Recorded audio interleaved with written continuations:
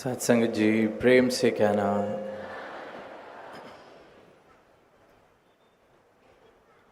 आज यहाँ मुरादाबाद में आप सबके बीच इस रूप में शामिल होने का अवसर मिला है और जिस प्रेम और जिस उत्साह के साथ सारी साध संगत संत महापुरुष अपने घरों से चलकर आए हैं, तो ये देख के जहाँ बहुत खुशी भी मिल रही है और वहीं ये ख्याल भी मन में आ रहा था कि किस प्रकार दुनिया में देखते हैं, दुनिया का जो हाल है कि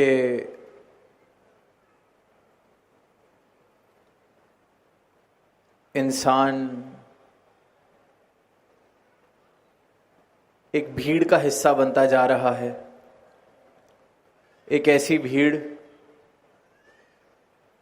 जो सिर्फ और सिर्फ नुकसान का कारण बन रही है। कहीं अगर थोड़े से लोग इकट्ठे हो जाएं तो मन में डर वाले ख्याल आने लगते हैं कि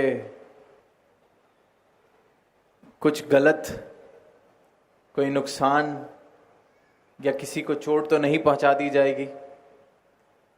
ये किस इरादे से कोई इकट्ठा हुआ है। कहीं यहाँ वैर और नफरत फैलाने वाली बात करके उकसाया तो नहीं जाएगा। हाल देख रहे हैं कि इंसान इंसान का दुश्मन, इंसान इंसान को नुकसान पहुंचाने पे, चोट पहुंचाने में, दिल दुखाने में सबसे आगे। और जहां आज से कुछ वर्ष पहले ये कहा जाता था कि शायद पढ़ाई लिखाई की कमी है, इसलिए इस प्रकार का व्यवहार इंसान करता है, तो आज इतनी आधुनिक समय में भी जहां साधनों की भी कोई कमी नहीं, पढ़ाई लिखाई की भी कोई कमी नहीं,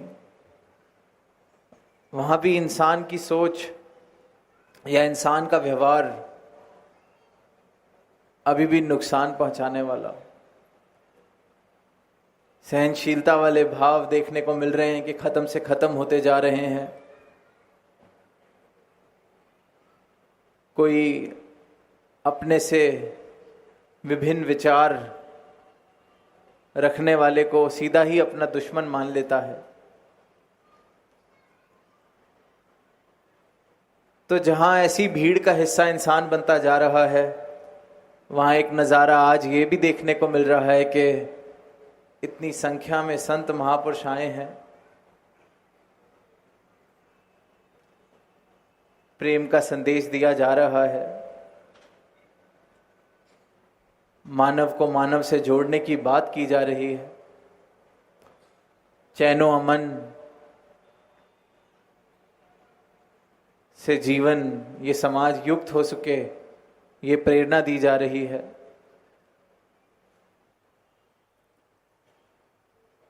तो फर्क क्या है? ये जो संत महापुरुष एकत्रित होते हैं, ये कोई भीड़ नहीं है। यहां आया हर एक महापुरुष, हर एक संत ब्रह्मज्ञानी है। इस परमात्मा के दर्शन प्राप्त करके, इस सत्य को प्राप्त करके, इस मालिक खालिक को इन नजरों से देख के जीवन में इस प्रकार की अवस्था प्राप्त कर चुका है, इस प्रकार का बोध प्राप्त कर चुका है कि फिर वो एक भीड़ का हिस्सा नहीं रह जाता। वो अपने आप में एक एक महापुरुष, एक एक संत इस परमात्मा का प्रमाण बन जाता है। ऐसा जीवन जीता है जैसा जीवन जो इन मानवीय गुणों से युक्त हो, ऐसे गुणों से युक्त हो जिसका चर्चा आज हम पिछले चंद घंटों से सुन रहे हैं। जहाँ प्रेम है, जहाँ सहनशीलता है, जहाँ विशालता है, जहाँ एक दूसरे के लिए हृदय में मान सम्मान है, जहाँ मैं मेरी वाले भाव नहीं है, जहाँ ऊंच नीच की दीवारें नहीं हैं। एक एक महापुरुष ने इस ब्रह्म ज्ञान को प्राप्त करके परमात्मा को देखा है, सही मायनों में भक्ति कर रहा है। तो ऐसा संत जिसका अपना एक रिश्ता इस सच्चाई के साथ, इस परमात्मा के साथ जुड़ जाता है, फिर वह भीड़ का हिस्सा नहीं, वो इस परमात्मा का हिस्सा बन जाता है। वो इस सर्वव्यापी परमात्मा के साथ अपना रिश्ता जोड़ के इस परमात्मा से एकमिक हो जाता है। और फिर ऐसा संत, ऐसा महापुरुष जहाँ चलता है तो ये भक्ति वाली महक साथ लेकर चलता है। इसलिए देख रहे हैं इस संख्या में यह सब हाजिर हैं और बात सिर्फ और सिर्फ एकत्व की जा रही है। ये नहीं कहा जा रहा कि कितने और किस किस स्थान से आए हैं, किसकी क्या पहचान है, किसकी क्या जात है, किसकी क्या नस्ल है। इन सब भ्रांतियों से, इन सब बातों से ऊपर उठ के जीवन जिया जा रहा है। जहाँ इस एक मालिक खालिक की प्राप्ति हो गई ही है, वहाँ इस बात का भी बोध हो गया है कि हर मानव एक है, सबकी जात एक है, सबकी जात ये परमात्मा। कोई ऊंचा नहीं, कोई नीचा नहीं, सब में ये एक मालिक खालिक बसता है। सबकी पहचान एक, सब इस एक से उपजे हैं, सब इस एक में निवास कर रहे हैं और सब में ये एक निवास कर रहा है। तो जो फर्क के कारण है, वैर के कारण है, दूरियों के कारण है, वो खत्म हो जाते हैं, वो मिट जाते हैं। आज निरंतर प्रेम की बात हुई, तो प्रेम जीवन में तभी आता है जब अज्ञानता मिट जाती है, क्योंकि इस अज्ञानता के कारण ही नफरतें हैं, इस अज्ञानता के कारण ही नुकसान वाले भाव हैं। किस प्रकार की अज्ञानता है? धर्म मजहब के नाम पे लड़ाई हो रही है। कोई अपने धर्म को ऊंचा बता रहा है, कोई और अपने धर्म को ऊंचा बता रहा है, कोई अपने भगवान को ऊंचा बता रहा है, कोई अपने गॉड को ऊंचा बता रहा है, कोई राम को ऊंचा बता रहा है, कोई अल्लाह को ऊंचा बता रहा है। इस बात से बेखबर हो चुकी है दुनिया कि ये परमात्मा तो एक है, और जो एक है उसको मैं ऊंचा नीचा बता के आपस में लड़ रहा हूं, आपस में वैर विरोध हो रहा है। तो इसका एक ही कारण है कि अज्ञानता है, अंधकार है, सत्य से बेखबर है दुनिया।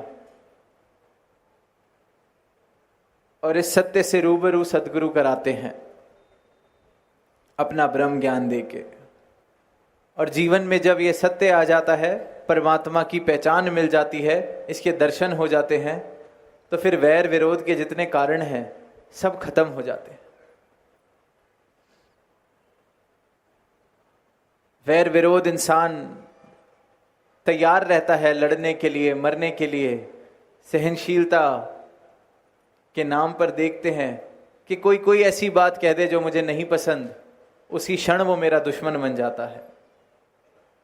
और फिर संतों की अवस्था कि जो मेरे मुताबिक भी बात नहीं कर रहा, उसमें भी परमात्मा के दर्शन करता है संत, क्योंकि ये नज़र मिलती है ब्रह्म ज्ञान वाली, ये नज़र मिलती है अपने सदगुरु द्वारा कि ये परमात्मा की बनाई एक एक चलती फिरती मूर्ति है, इसके आगे सजदा करना है।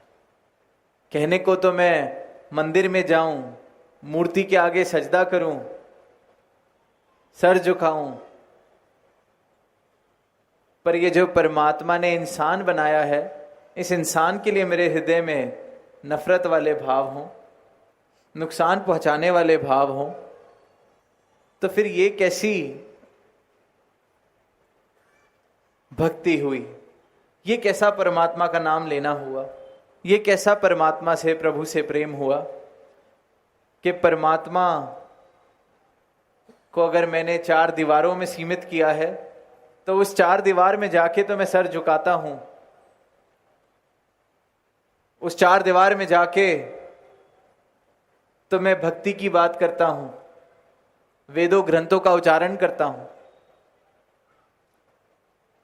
पर इस परमात्मा के बनाए हुए इंसान को ही, जिसमें ये परमात्मा बस रहा है, उतना ही बस रहा है जितना मुझ में बस रहा है। कोई वाद गाट नहीं है, कोई कम ज्यादा नहीं है। जितना परमात्मा मुझ में बस रहा है उतना परमात्मा हर एक इंसान में बस रहा है। और फिर इंसान को दुख पहुंचाते हुए, इंसान से वैर नफरत करते हुए मैं सोचता नहीं। फिर कहाँ चले जाते हैं मेरे हृदय के वो भाव जो अभी कुछ देर पहले तक तो उस 4 दीवारी में जाके झुक रहे थे, परमात्मा का यशोगान कर रहे थे। तो ये सोचने जैसी बात है कि इंसान इतनी अज्ञानता में है कि खुद को धार्मिक बोलता है, खुद को आस्तिक बोलता है, खुद को प्रभु प्रेमी बोलता है, पर जीवन इस प्रकार से जिया जा रहा है कि इंसान ही इंसान को नुकसान पहुंचा रहा है, इंसान ही इंसान के पैर काट रहा है, इंसान ही इंसान का नुकसान का सबसे बड़ा कारण बनता जा रहा है। तो इसलिए आज के समय में इतनी आवश्यकता कि ये सत्य का संदेश जन जन तक पहुंच सके, और इसलिए संत जन महापुरुष ये प्रयास करते हैं, ये आवाज देते हैं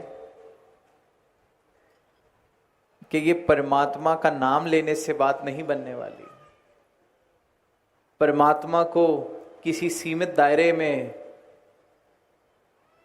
बांध लेने से बात नहीं बनने वाली। परमात्मा कहाँ है, परमात्मा क्या है, इस बात से हम बेखबर हैं। इसीलिए इतना पतन हो चुका है मानवता का, इसलिए इतने प्रमाण इंसान द्वारा दिए जा रहे हैं पतन के, कि कई बार इतना मुश्किल है कि इंसान को इंसान कहा भी जा सके। इस प्रकार की हैरानगी होती है जब देखते हैं, पढ़ते हैं कि ये कर क्या रहे हैं, हो क्या रहा है। और इसका मुख्य कारण अज्ञानता, इसका मुख्य कारण अंधकार। तो इस परमात्मा को अगर हम सीमित करके देख रहे हैं अभी भी, अगर मेरे मुताबिक परमात्मा किसी 4 दीवारी में बसता है, अगर मेरे मुताबिक परमात्मा किसी तीर्थ या मूर्त में बसता है, अगर मेरे मुताबिक परमात्मा नहीं पाया जा सकता, तो ये सब के सब मेरे भ्रम हैं। परमात्मा के दर्शन किए जा सकते हैं, परमात्मा को तत्व रूप से पाया जा सकता है। परमात्मा के दर्शन करने के बाद इस परमात्मा के दर्शन फिर जर्रे जर्रे में होते हैं, घट घट में होते हैं। जहां देखते हैं फिर ये परमात्मा का ही निवास, परमात्मा का ही वास दिखता है। जिसमें देखते हैं वहां परमात्मा उस घट में दिखता है। तो इस अवस्था को कहा गया है ब्रह्मज्ञानी की अवस्था। अभी गीतों में भी जिक्र हुआ कि जैसे अर्जुन को दर्शन हुए विराट स्वरूप के युद्ध के मैदान में, जहां जान पर बात बनी हुई है, जहां युद्ध चल रहा है, ऐसी स्थिति में भगवान कृष्ण ने अपने विराट स्वरूप के दर्शन कराए। और जब तक वो विराट स्वरूप के दर्शन नहीं हुए थे तो अर्जुन भी बेखबर। और जैसे ही नजरों ने वो नजारा देखा तो एक क्षण में समझ गए कि मैं खुद को कर्ता समझ रहा था, मैं इस रूप को नहीं जानता था, इस सत्य को नहीं जानता था, मैं तो खुद को कर्ता मान रहा था। पर असल कर्ता तो ये अविनाशी है, असल कर्ता तो ये विराट है जिसके दर्शन मुझे प्रभु ने कराए। इसी प्रकार जब इंसान को इस परमात्मा के सही मायनों में दर्शन होते हैं तो सभी भ्रम मिट जाते हैं। इंसान का सबसे बड़ा भ्रम ही ये है कि वो खुद को कर्ता समझता है। उसे लगता है कि मैं करता हूं, पर वो ये नहीं सोचता कि अगर मैं करता होता तो फिर ये जन्म भी तो खुद मैंने अपनी मर्जी से खुद को दिया होता। अगर हम करता हैं तो कौन है जो हाथ खड़ा करके ये कह सकता है कि मैं अपनी मर्जी से इस धरा पर आया। करता तो वो हुआ जो मर्जी से आ रहा है, जिसकी मर्जी से सब हो रहा है। तो इंसान की इतनी बड़ी भूल, इतना बड़ी मूल भूल कि वो खुद को कर्ता समझता है। और जब वो खुद को कर्ता समझता है तो उसको लगता है मैं जो करता हूं वो ठीक है। और जब मैं जो करता हूं वो ठीक है तो मुझसे उल्टे चलने वाले सारे मेरे दुश्मन, सारे नासमझ। तो जिस परमात्मा, जिस भगवान, जिस ईष्ट को मैं पूजता हूं वही सबसे उत्तम। तो जो उसको नहीं पूजता, जो उसको नहीं मानता, उसको जीने का कोई हक नहीं है। क्योंकि मैं करता हूं, इतना अहंकार, और अहंकार का कारण कर्ता भाव। इंसान को लगता है मैं करता हूं। और फिर जब इस परमात्मा के दर्शन होते हैं, सदगुरु का ब्रह्म ज्ञान प्राप्त होता है, तो सदगुरु जीवन में यही बदलाव करते हैं, यही बताते हैं कि तू करता नहीं है, तू नहीं है करता। अगर तुझे आज कोई क्षमता भी मिली है कुछ करने की, जैसे किसी को बहुत धन मिला हो और वो सेवा, वो सोच तो रहा है कि वो सेवा कर रहा है, वो सोच तो रहा है कि देखो मैं कितना दान कर रहा हूं, पर अगर इस भाव से दान किया जा रहा है तो वो कर्ता समझ रहा है खुद को। पर वहीं संत की अवस्था सदगुरु का ब्रह्म ज्ञान प्राप्त करके ये हो जाती है कि ये करवा रहा है, ये इस परमात्मा की कृपा कि मैं कुछ सेवा कर पा रहा हूं, करवाने वाला करवा रहा है। राजा जनक को जब गुरु अष्टावक्र से ज्ञान हुआ, इस परमात्मा की प्राप्ति हुई, तो उन्होंने यही कहा कि अब ये राजपाट को मैंने क्या करना है,